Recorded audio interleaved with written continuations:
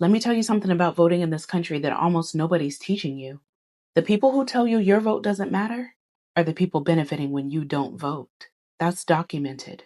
There are receipts, reports, Senate investigations. And by the end of this video, you're going to learn exactly who paid to convince you voting is useless. So in 2016, we all know the Russian government ran a massive operation, all to interfere in the US presidential election.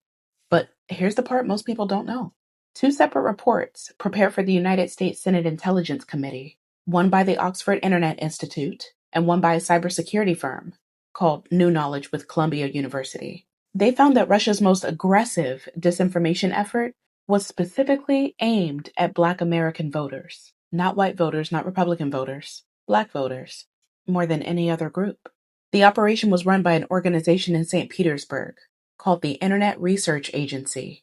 They set up over 30 Facebook pages targeting Black Americans, 10 YouTube channels with 571 videos, all focusing on police violence against Black Americans, multiple Instagram accounts, including one called Blackstagram, fake activist sites with names like Blacktivist, Black Matters USA, Woke Blacks. One of those Facebook pages, Blacktivist, had 4.6 million likes, more engagement than most authentic Black activist pages at the time.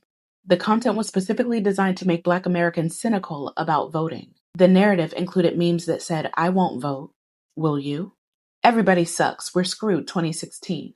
Not voting is a way to exercise our rights." In the final weeks of the campaign, those Russian accounts were telling Black voters to stay home or vote third party, telling them no candidate cared about them, telling them Hillary Clinton received money from the KKK, telling them they could text their vote, which, let's make that very clear, is not a thing. You cannot text your vote. That was a foreign government spending real serious money, all to convince us, Black Americans, not to vote. Now, here's what happened after all of that.